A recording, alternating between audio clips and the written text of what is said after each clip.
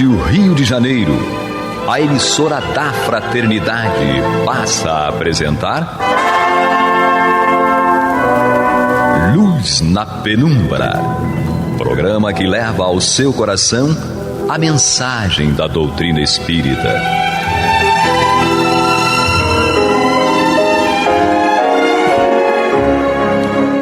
E com vocês, André Afonso Monteiro, para o estudo do livro A Gênese, da obra codificada por Allan Kardec.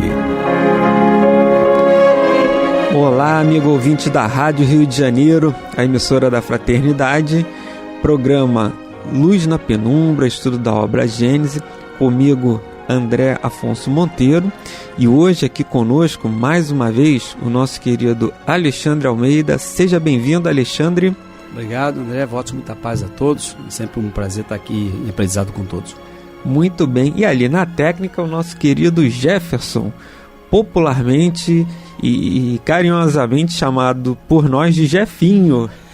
Amigos ouvintes, nós aqui daremos continuidade ao estudo da obra A Gênese. Hoje, no capítulo 15, Os Milagres do Evangelho, item 7, Pesca Milagrosa.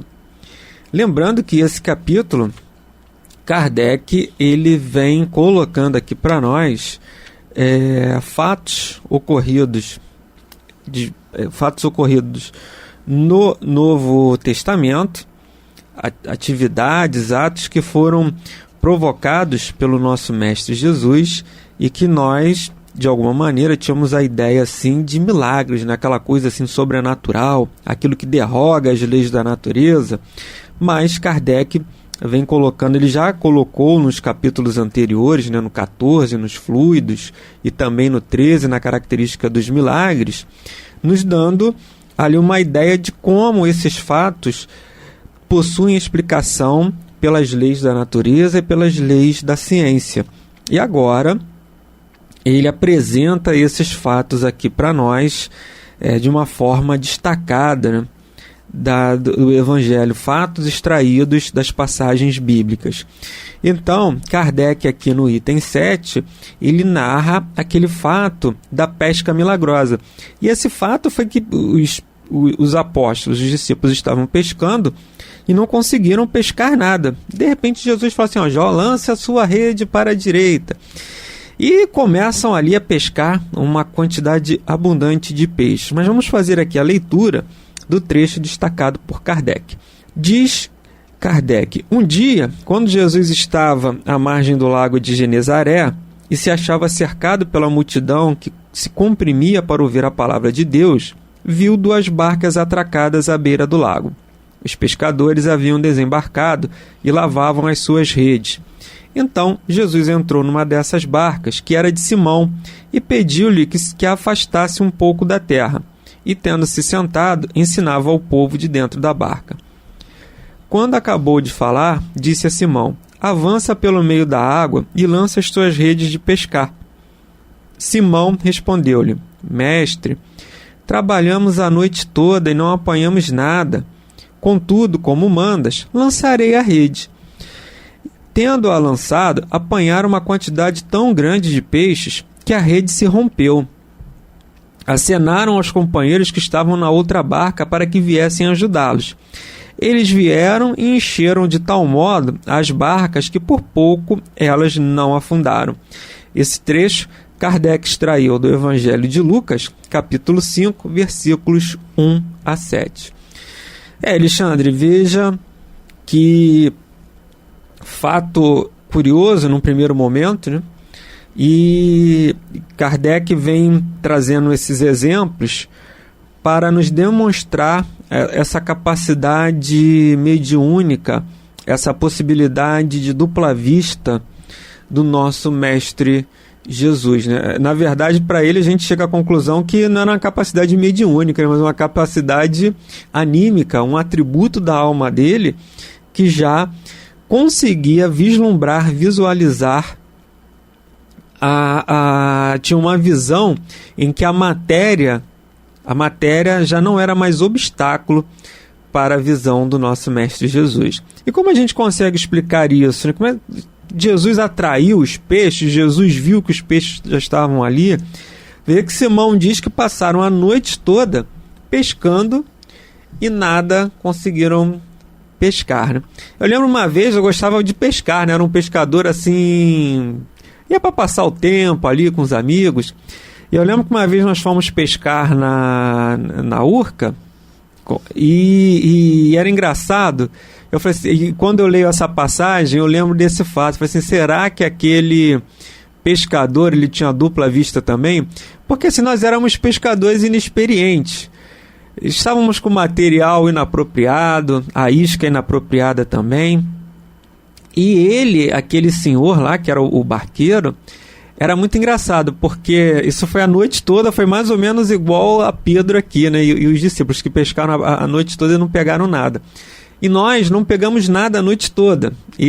Só ele que conseguiu pescar ali aquele dia, né? E era engraçado que em determinado momento ele recolhia o material dele, ele recolhia a vara dele e ia dormir. Então a gente já sabia, assim, de hora em hora ele mais ou menos que fazia isso. Então ele já sabia a hora que o cardume dos peixes vinha. Então vinha uma hora que ele começava a pegar um peixe atrás do outro e a gente com o material ali inapropriado não pegava nada. E ele pegava, aí daqui a pouco ele parava assim e aí ia dormir. E a gente até falou, pessoal, pode tirar, porque se a gente já não estava pescando nada antes, agora que ele recolheu, não é porque os peixes foram embora. Eu falei, será que ele também tinha essa dupla vista? Ou já era a experiência dele ali de homem do mar, de barqueiro e pescador? É interessante, né? É verdade.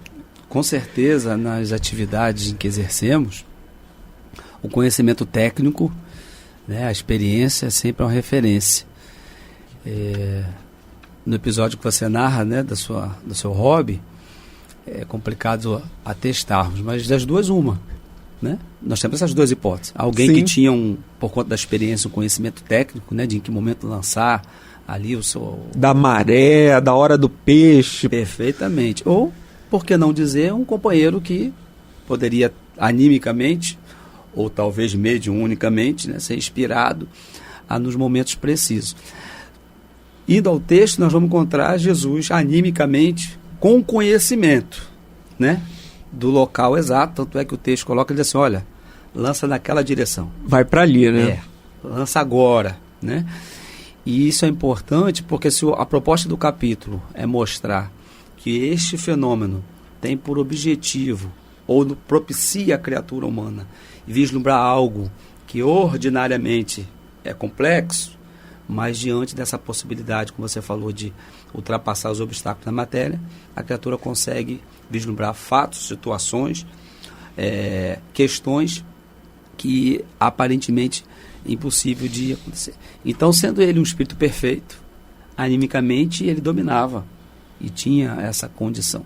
Então, na verdade, não houve nada aí de extraordinário, né, de sobrenatural no fenômeno. Jesus utilizou-se, né, desse recurso que ele tinha anímico para orientar aos companheiros para que pudessem produzir naquele momento a pesca de forma satisfatória. Que conseguissem, né? É interessante, né, Alexandre, porque a narrativa de Lucas, o evangelista, diz para nós que o Simão ele faz esse alerta e logo em seguida eles lançam as redes e conseguem ali uma quantidade satisfatória de peixes que chegou até a romper a rede, né? Agora, Alexandre, o Livro dos Espíritos, ele traz alguma coisa para nós sobre essa possibilidade da segunda vista? Será que isso é uma faculdade, é uma capacidade que nós podemos ter também? Sem sombra de dúvida. Tendo oportunidade, as questões 447, né, a 454 do Livro dos Espíritos, Allan Kardec nos traz a lição basilar a respeito do tema que estamos estudando. Então, nós temos a oportunidade de verificar que é um fenômeno perfeitamente natural, a princípio uma potencialidade anímica, que pode ser inclusive desenvolvida, né? Por conta do esforço e do interesse.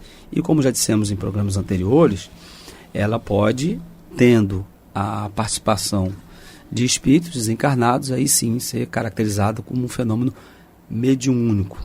E mais uma vez repetindo, como dissemos, no que diz respeito a Jesus, estamos falando apenas de um fenômeno anímico, já que Jesus, em sendo médium, só poderia ser um médium de Deus. Mas eu gostaria de pedir permissão a você, André, para fazer um adendo. Porque se está claro, pelo menos estamos, né, tentando aqui através da leitura e da reflexão compreender que isto é um fenômeno natural, e tecnicamente já identificamos dessa forma, é sempre interessante, em se tratando de doutrina espírita, contextualizar. Podemos abranger aqui, né, nessa passagem, e ver outras questões que nos parecem ser importantes. Sim. Por exemplo,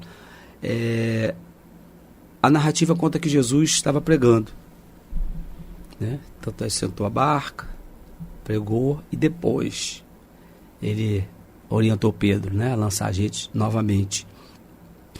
Então Jesus sempre tinha o cuidado de, antes de produzir os fenômenos, fosse da cura ou qualquer outro, como nesse caso a dupla vista, de pregar antes. E nós observamos isso nas casas espíritas, a importância que é, né, de ouvirmos a palestra pública, a sessão de estudo, não é verdade? Mas isso tem um propósito.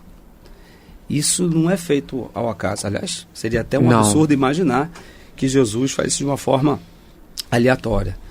Nesse momento, Jesus permitia que todos aqueles espíritos entrassem em harmonia e ficassem mais receptivos ao fenômeno. O próprio Pedro, talvez, não lançasse a rede se tivesse, talvez, sido orientado assim que chegou, antes de ouvir a pregação. Aturdido, cansado, aborrecido, mas uma vez harmonizado por conta daquela palestra que acabara de ouvir, ele deu a sua parcela de contribuição nessa autoajuda, né? Ajuda-te, isso autoajuda não. O fenômeno estava ali, Jesus tinha a sua potencialidade, mas Pedro se permitiu dar a sua parcela de contribuição. Eu, num outro programa, tendo a felicidade de estudar com os companheiros, fiz uma alusão a uma passagem de Humberto de Campos, em que ele narra que os discípulos propuseram a Jesus, num determinado momento, curar as pessoas antes de pregar. Jesus relutou, mas... Sim, muito bem lembrado, Alexandre, muito bem lembrado isso. Quando você começou a sua narrativa, eu me lembrei justamente dessa passagem, porque Pedro falou assim, Jesus, vamos curar a todos. E aí o que acontece? Exatamente, e aí Jesus, na pedagogia, falou assim, bom, já que o argumento não for suficiente, vou permitir que a experiência lhes dê um aprendizado. Então, aqueceu, e os companheiros entravam numa tenda, na Humberto de Campos, lá dentro passavam pela imposição de mãos, pelo passe que Jesus aplicava, e saía, todo mundo foi saindo curado do outro lado. Só que do outro lado saiu o Alexandre Almeida. E aí o André chegou e falou assim, Alexandre, meu amigo, agora você aguarda, por favor, já que você foi curado da cegueira, que o mestre vai pregar. Aí o Alexandre chegou e falou assim, mas André, eu tinha uma cabra, né, e como você sabe, ela se perdeu, eu por conta daquele problema, eu agora quero ir atrás dela. E os outros vinham, davam desculpa, e o Humberto Campos narra que ninguém ficou. Ninguém ficou, é verdade. Então nós ainda estamos muito em busca dos fenômenos. Jesus, pedagogicamente, tinha essa proposta. Sim, amigos ouvintes, eu sou André Afonso Monteiro, nós estamos aqui hoje na Rádio Rio de Janeiro, gravando o programa Luz na Penumbra, estudando o programa Luz na Penumbra, comigo e também aqui com o nosso querido Alexandre Almeida e também o nosso Jefferson, aqui na técnica. Mas Alexandre, quando eu me preparava para esse programa, para esse estudo, para esse item, me chamou muita atenção isso que você acabou de colocar agora, e eu trouxe essa exemplificação para os tempos de hoje. Uma questão aqui é que Jesus, ele não se preocupava com as coisas materiais. Não se preocupava assim, não era que ele era desleixado em relação às questões materiais, mas ele colocava sempre as questões morais à frente das questões materiais. Nós temos esse exemplo que você bem narrou. Temos mais à frente aqui também a questão da multiplicação dos pães, que Kardec também nós vamos abordar mais à frente, esse suposto milagre provocado por Jesus e como isso aconteceu. Mas você vê que Jesus levava o pão da alma, o pão do Espírito. Aqui em O Livro dos Espíritos, Kardec, ao questionar os espíritos sobre o fenômeno da segunda vista, os benfeitores vão responder, aqui na 447, como você mesmo colocou, que é a visão da alma. Então você vê que Jesus era um homem, um ser encarnado, de corpo, de sangue, mas que tinha a influência da matéria de uma forma pequena.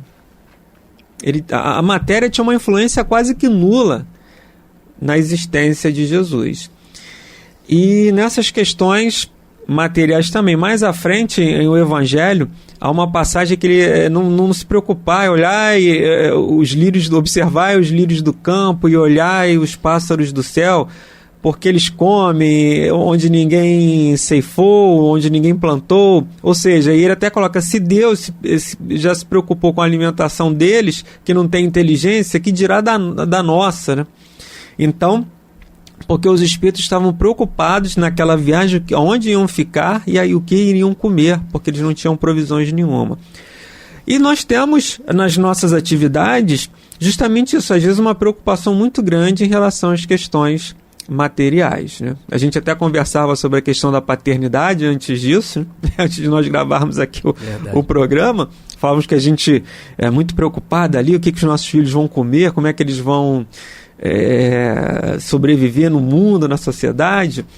E você vê que nessa passagem do Humberto de Campos, e aí os trabalhos sociais, que a Casa Espírita, ela sempre também, os benfeitores nos orientam e nos incentivam a trabalharmos as questões sociais, um trabalho de auxílio social, uma entrega de quentinha, uma entrega de roupa, enfim, que é para a gente ali ter a possibilidade de praticar o bem e beneficiar o nosso semelhante, mas muito mais para nós desenvolvermos a bondade, a benevolência e a caridade em relação ao nosso semelhante. Mas Jesus, ele não deixava de evangelizar. Perfeito. Eu até estava ouvindo recentemente uma pesquisa que eles estão querendo substituir o termo evangelização espiritual, evangelização infantil, para educação espiritual, educação infantil. Meramente semântica, né? Puramente ali um ajuste aí das palavras e dos termos, mas nós vemos a necessidade da compreensão dos textos bíblicos, principalmente aí dos textos evangélicos e do estudo da doutrina espírita. E se você é católico, o estudo da Bíblia, a compreensão da mensagem cristã. E cada um dentro da sua realidade, cada um dentro da sua religião. Mas a necessidade dessa compreensão e desse aprofundamento sobre essas passagens. E isso há uma passagem também, acho que não sei se é do Erasto, que diz: espíritas, instruí-vos. Está aqui, eu acho que o Evangelho também, não me recordo agora muito bem qual é a passagem, mas ele reitera várias vezes para a gente buscar a instrução. Essa questão é primordial em nossas vidas, Alexandre, porque aqui ele primeiro evangelizou e depois cuidou da parte espiritual, mas não deixou de prover também a parte material. Sem dúvida. Pelo seguinte, meus irmãos, se nós observarmos, se essa questão da prosperidade material fosse primordial, nós não teríamos na Terra pessoas abastadas em sofrimento. Sim. Com seus conflitos, né, com as suas limitações. Então, a questão do pão espiritual é que a prioridade da divindade, e no caso de Jesus como, né, nosso governador planetário, responsável pelo nosso progresso moral, de nos trazer justamente esse alimento. Porque uma vez esclarecidos, nós teremos condições de viver em abundância, no sentido de viver bem, não necessariamente da questão material. Porque tem pessoas que têm muito pouco e estão muito bem emocionalmente, psicologicamente. E é passo que há pessoas que muitas das vezes estão na crista da onda da abundância material e estão numa situação muito delicada, espiritualmente falando. Então, observarmos essas questões no Evangelho é interessante por isso. Porque muitas das vezes a pessoa chega na casa espírita imaginando que está chegando numa casa, numa tenda de milagres. Não é isso? Eu cheguei aqui, alguém vai dar um passe, ali está o médium, de preferência procurando um fenômeno. Tudo vai se resolver. Tudo vai se resolver. Mas e a minha parcela de contribuição? Observe que Jesus sempre, ele ia curar alguém e dizia assim, o que queres que eu faça? Tinha que ter a doação. A vontade. Exatamente. Todo um contexto que envolvia a fé. Conforme a peculiaridade do fenômeno. E aqui, a base foi a mesma de todos os outros. Nas passagens, vamos observar, ele sempre pregando, e aí os evangelistas vêm narrando o que se sucedeu. O esclarecimento que ele deu, a advertência que ele deu, ou mesmo quando ele estava sendo abordado de uma forma muito maliciosa pelos fariseus, ele já estava pregando. Observa que a psicosfera era sempre trabalhada, esse alimento espiritual. E quando ele fazia essas ponderações, que você colocou muito bem, era justamente para ponderar o seguinte, olha, tudo na justa medida. É necessário que nós tenhamos a maturidade e a serenidade de viver bem conforme as circunstâncias. Porque nem sempre nós vamos... Porque é da natureza humana ainda, por conta das nossas imperfeições, querer mais. Então, em tese, vamos ser, se não formos educados espiritualmente, eternamente insatisfeitos, insaciáveis sob o aspecto material. E a proposta de Jesus era justamente de que nós tivéssemos esse equilíbrio, até para que não tivéssemos que pecar perante os excessos, por conta do nosso egoísmo, ainda das nossas fragilidades. E aí, se você me permite, observe que aqui nessa passagem, estava todo mundo cansado, tinham pescado a noite toda. Né? Eles tinham conhecimento, eles eram profissionais. A pesca era a indústria mais próspera da época de Jesus. Então, Pedro não era alguém que estava ali num hobby, não desmerecendo meu amigo André, mas que narrou aqui, não, aquilo era um hobby para mim. Né? Ele era um profissional. Mas Jesus ali viu que o local, né, por conta da sua vista da alma, a vista espiritual, não era aquele não foi o momento. Mas Pedro e os demais, já apaziguados, né? E o mais importante, André, Pedro, depois, como nós vemos na narrativa, depois, se você puder e tivermos a oportunidade de fazer nova leitura, ele seguiu Jesus. E a proposta é justamente essa, para que nós sigamos Jesus, porque às vezes a providência divina nos permite um momento de prosperidade, né, uma situação que nós pedimos na casa espírita, em qualquer tempo religioso, mas nós temos que ter essa maturidade espiritual de não tratar isso como uma barganha. Pedro não seguiu Jesus e ficou depois atrás de Jesus. E aí, mas peixe, mestre, dá para encher a barca de novo? Não. Aquele foi um momento que a providência divina propôs, bom, sensibilizei, utilizou-se daquela situação de modo que a pessoa pudesse, poxa, a providência divina me atende. Mas me atende também sobre outros aspectos. Pedro entendeu a mensagem. A questão é, nós estamos entendendo ou nós estamos naquela proposta? Eu me recordo do Zé Raul Teixeira uma vez na tribuna, dizendo o seguinte, que nós, lamentavelmente, ficamos no Deus dá em dobro. Bota aqui. Né? Então, seja na igreja ou na casa espírita, ou na nossa intimidade, temos esse cuidado. Pedir é lícito pedir. Mas não de ter um retorno, né? Mas não tratar isso como um negócio com a providência divina. Muito bem, amigos ouvintes, nós chegamos ao final do programa de hoje, desejando a todos muita paz em seus corações. Alexandre, obrigado mais uma vez por estar aqui conosco. Obrigado a todos. Muita paz. Você está ouvindo pela Rádio Rio de Janeiro o programa Luz na Penumbra.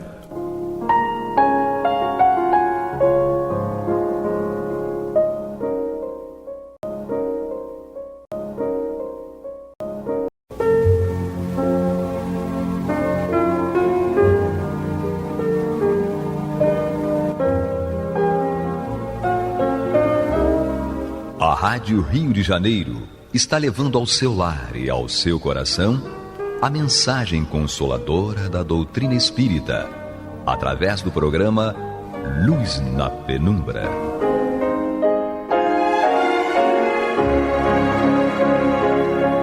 E agora com vocês, Nádia do Couto Vale, para comentar o Céu e Inferno, ou a Justiça Divina segundo o Espiritismo, da obra codificada por Allan Kardec. Queridos e queridas amigos e amigas, ouvintes e internautas, que a paz de Jesus permaneça conosco hoje e sempre. Continuamos nosso estudo, estamos, como sabemos, porque estamos estudando juntos, no capítulo 2º da segunda parte desta obra, um capítulo no qual o nosso querido Allan Kardec faz desfilarem a trajetória, o despertar, os sentimentos, as comunicações dos espíritos por ele classificados como felizes. Sabemos que nesta parte, a parte prática da obra, nós temos vários capítulos dedicados a várias comunicações ou a vários perfis de espíritos, segundo a classificação de nosso querido codificador. Nós continuamos a estudar este perfil riquíssimo da viúva Foulon, aquela senhora que sofreu muitíssimos reveses, aquela que perdeu a visão porque cansou a vista demasiadamente pelo seu trabalho de miniaturista, uma verdadeira artista, mas isso a levou à cegueira. E nós já estudamos, ao longo de nossos encontros, essas facetas, essas reações, esse perfil maravilhoso, grandioso da viúva Foulon, e nós estamos agora dando continuidade a esse nosso estudo sobre esta senhora, que demonstrou logo seu nível evolutivo ao dar comunicação a partir do 3º dia de sua desencarnação. Sabemos que ela desencarnou no dia 3 de fevereiro de 1865. Na primeira comunicação, no dia 6 de fevereiro de 1865, portanto, 3 dias apenas após a sua desencarnação, ela falou com Kardec em Paris, e nessa comunicação ela dá uma informação sobre a sua atividade, sobre o que ia fazer quando terminasse ali a comunicação, e ela disse que ia ver os queridos filhos. Então, ela disse exatamente assim: agora parto para junto dos meus queridos filhos, depois do que irei ver além-mar, se a minha ovelha viajora aportou-a à terra ou permanece à mercê das tempestades. Ela se refere, Kardec inclui isto aqui, refere-se a uma das filhas que residia na América. Continua a viúva Foulon ao encerrar a sua segunda comunicação.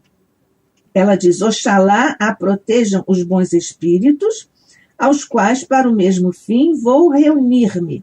Portanto, ela já diz aqui também que vai se reunir aos bons espíritos, dando mais uma notícia do seu nível evolutivo. Foi ela mesma que foi levada por amigos espirituais para um planeta feliz. Nós sabemos disso, já estudamos isso juntos. Então ela diz: voltarei a conversar convosco, voltando a falar com Kardec, pois não vos esqueçais de que sou uma conversadora infatigável. Até breve, bons e caros amigos, até logo, viúva Foulon. Então esta foi a primeira comunicação que ela deu. A segunda comunicação foi no dia 8 de fevereiro de 1865, portanto, 5 dias após, só recapitulando, primeira comunicação no dia 6 de fevereiro, 3 dias após a desencarnação, segunda comunicação no dia 8 de fevereiro de 1865, 5 dias após a desencarnação, e a terceira comunicação, que nós vamos estudar agora juntos, foi dada no dia 9 de fevereiro de 1865, portanto, 6 dias após a desencarnação. Esta comunicação é destinada exclusivamente aos filhos e ela declara que Deus a retirou do convívio dos filhos, mas concedeu-lhe recompensa muito além do que ela fizera na terra. Exorta os filhos a resignarem-se à vontade de Deus, a tirarem força para suportarem as provações e privações em função, naturalmente, da perda de entes queridos e de outras provações. Portanto, em função de tudo que tinham recebido na vida, e ela, então, exorta-os a se manterem firmes na crença do Espiritismo, que tanto lhe facilitara, a ela, viúva Foulon, passar ao mundo espiritual. Em várias comunicações, e nós vamos ver isto até ao longo de todos os nossos outros capítulos, com espíritos de outros níveis evolutivos, o quanto a crença no Espiritismo lhes facilitou passar ao mundo espiritual ou fazer a transição da desencarnação do mundo material para o plano espiritual. Ela disse aos filhos para agradecerem a Deus tudo o que recebiam e para não perderem de vista o caminho que lhes fora indicado para trilharem.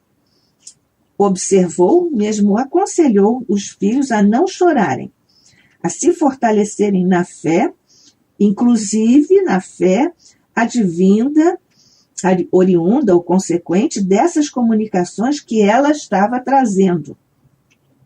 E também exortou os filhos a meditarem no melhor uso do tempo da reencarnação.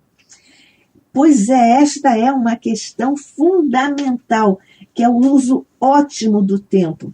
Em que nós estamos usando os nossos dias, as nossas horas, até mesmo os nossos minutos. Se nós dividirmos o nosso dia em pequenas frações, até mesmo de 15 minutos, para tal ou qual atividade, para tal ou qual oração, quantas vezes ao dia sejam necessárias, ou mesmo sem haver uma necessidade específica, devemos orar o maior número de vezes que nos seja possível ao longo do dia. Aconselhou também os filhos a orarem sempre, porque, disse ela, a prece revigora, e para agirem sempre de acordo com o que ela, viúva Foulon, lhes ensinara e que ela própria seguira tão ardentemente. Disse que eles deviam permanecer unidos e promete guiar e encorajar os filhos até que possam juntar-se novamente no plano espiritual, todos eles.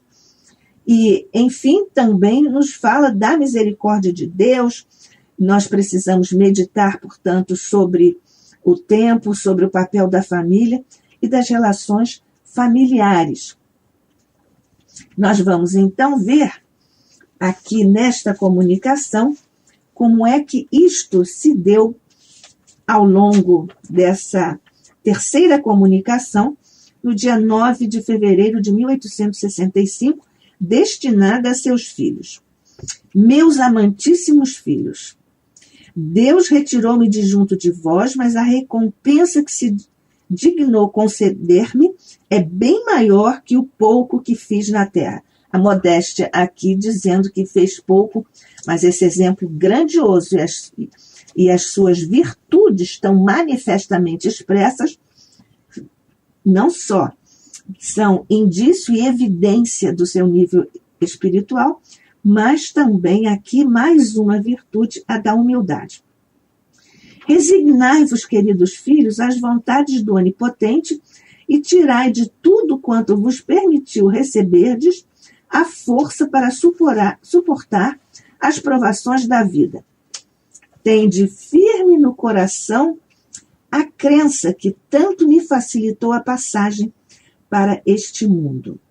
Depois da morte, Deus, tal como já o havia feito na terra, estendeu sobre mim o manto de sua misericórdia infinita.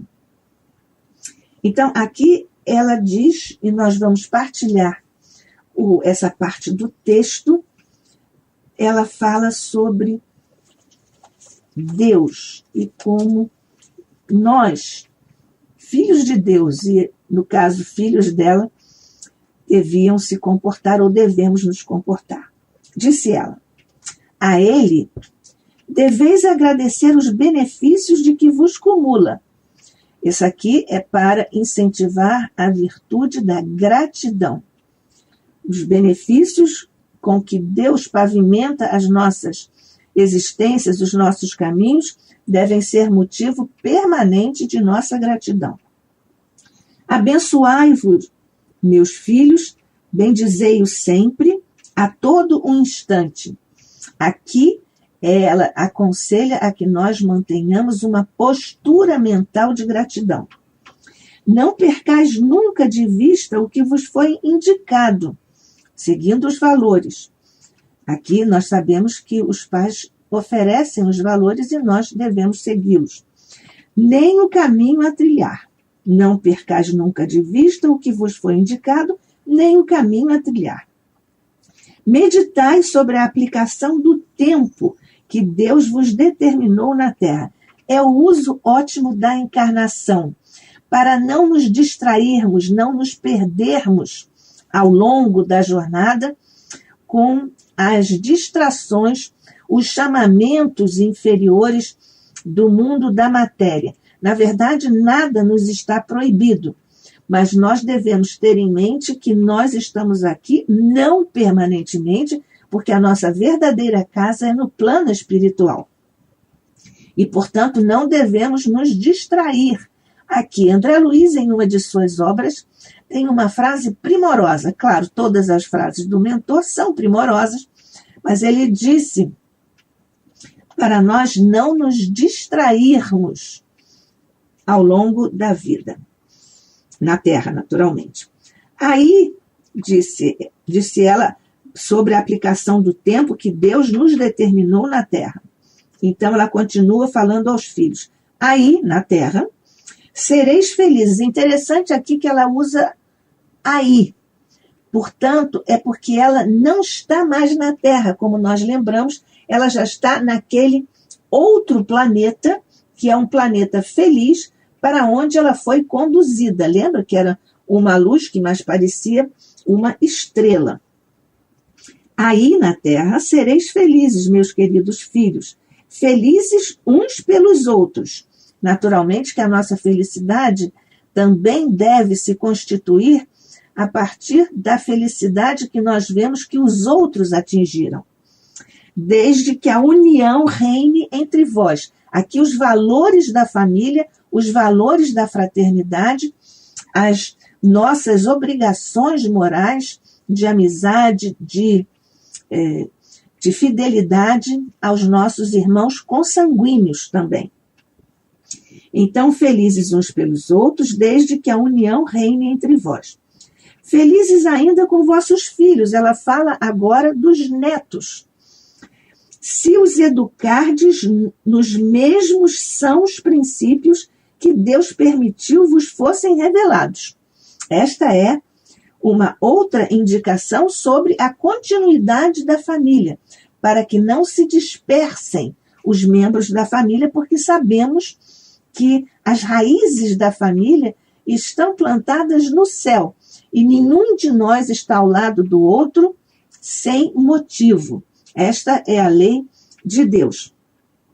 Então, Deus, nos mesmos são os princípios que Deus permitiu vos fossem revelados. Não me podeis ver, é certo, mas convém que saibais que os elos que aí nos ligavam não se espedaçaram pela morte do corpo, visto como não era o invólucro. Aqui a noção, a garantia, a expressão e a evidência da imortalidade.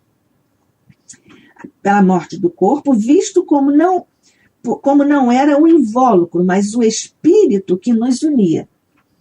E é exatamente essa mesma crença no espiritismo que nos une a nós que estamos agora reunidos aqui no programa Luz na Penumbra, pela Rádio Rio de Janeiro, a emissora da Fraternidade, eu, Nádia do Couto Vale, e você, amigo, amiga, ouvinte, internauta.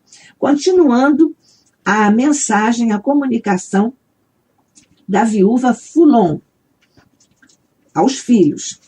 E assim é que me será possível, por bondade do Onipotente, guiar-vos, encorajar-vos, para de novo nos juntarmos quando para vós terminar essa jornada, ou seja, quando vocês, os filhos, desencarnarem. Aqui é uma questão bastante interessante que nós não podemos esquecer de lembrar.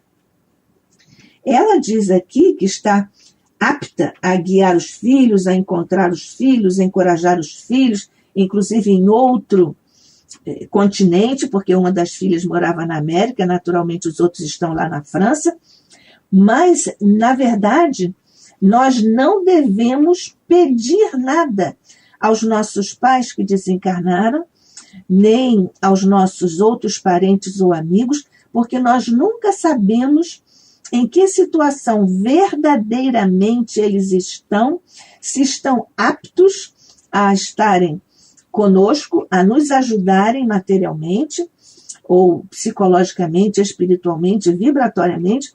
Portanto, nós não devemos pedir diretamente a eles. Peçamos aos nossos mentores queridos, que sempre estão apostos junto a nós, aos nossos anjos da guarda, a Maria, a Jesus, a Deus, mas vamos deixar que quando os nossos queridos afetos estiverem prontos, aptos a nos ajudarem, mesmo que nós não peçamos, eles virão nos ajudar.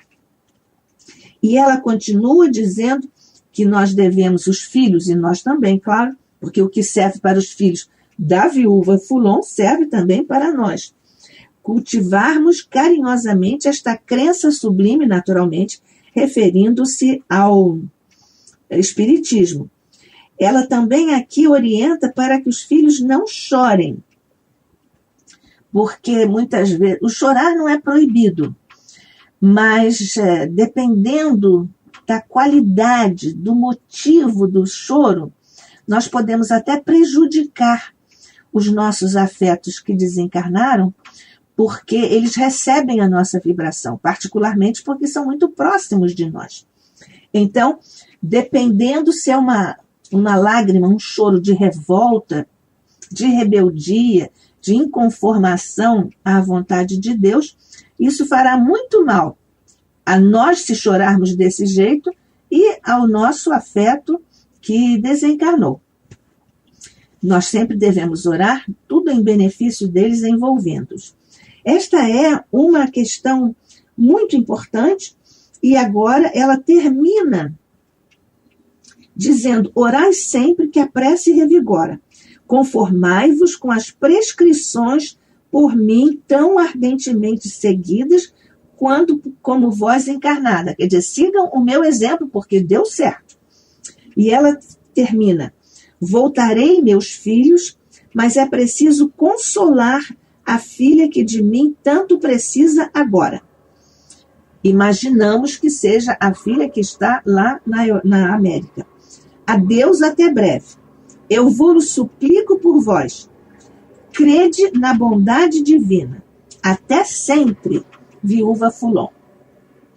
Muito interessante, nós vemos aqui o nível evolutivo, tanto que ela chamava de meus filhos, mas assim na viúva Foulon.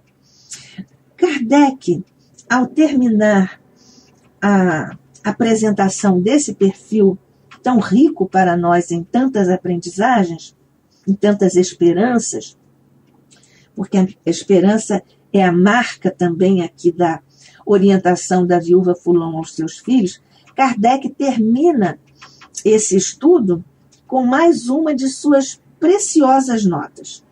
Ele diz: todo espírito esclarecido e sério tirará com facilidade destas comunicações os ensinamentos que delas ressaltam.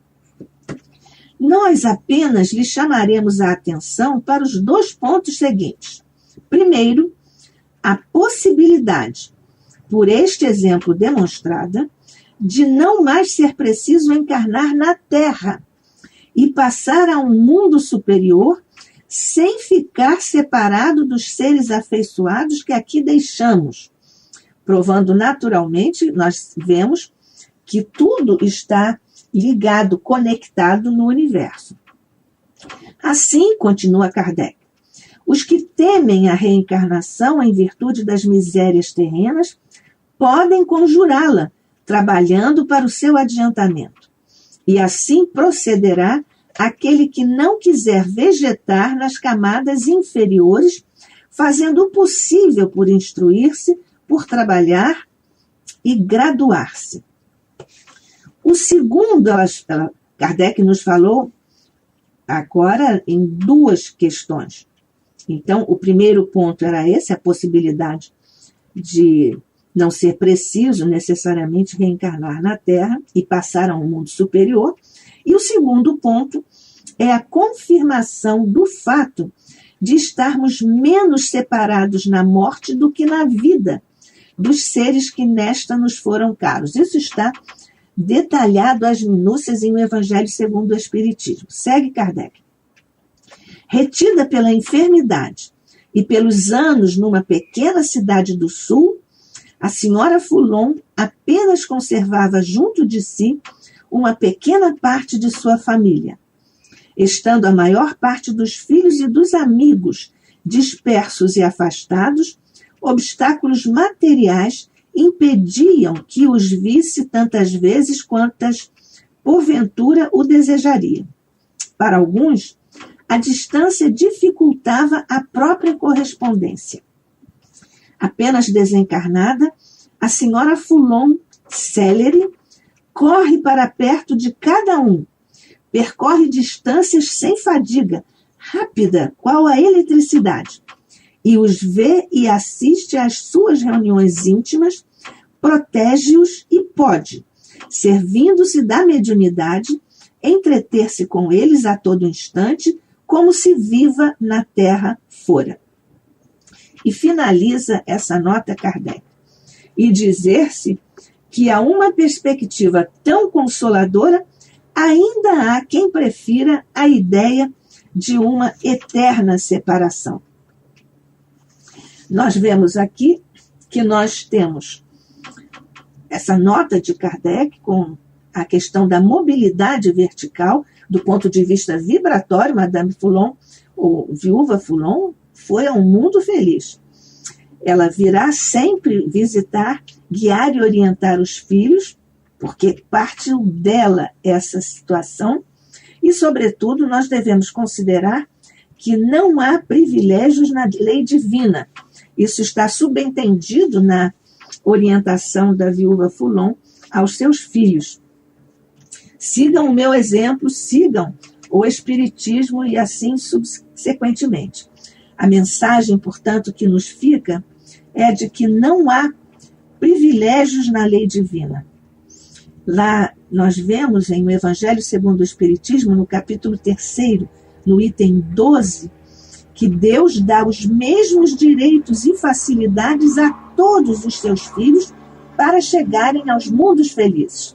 E todos nós, devemos, no entanto, fazer a nossa parte para tudo conquistarmos pelo trabalho como cidadãos, pelo trabalho como membros da família, como membros da sociedade e, sobretudo, um trabalho sobre nós mesmos, no esforço sagrado da evolução, no exercício de autoaprimoramento, através do autoconhecimento, para nós atingirmos sempre níveis mais altos em nossa trajetória evolutiva. Que a paz de Jesus permaneça conosco hoje e sempre. Que assim seja.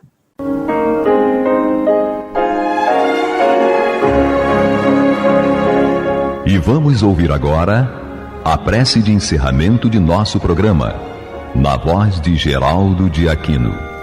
Jesus, dá-nos coragem para a luta, piedade para os insultos e misericórdia para as injustiças e ingratidões. limpa nossa alma de inveja e ambições mesquinhas, de ódio e de vingança o nosso caminho. E que dentro em pouco, ao recolher-nos de novo ao calor do nosso leito, para que o sono nos dê a paz e o esquecimento das tristezas humanas, possamos sentir, Senhor, no mais íntimo de nosso ser, a doçura indefinível do Teu amor e a grandeza incomparável da Tua divina presença. Que assim seja.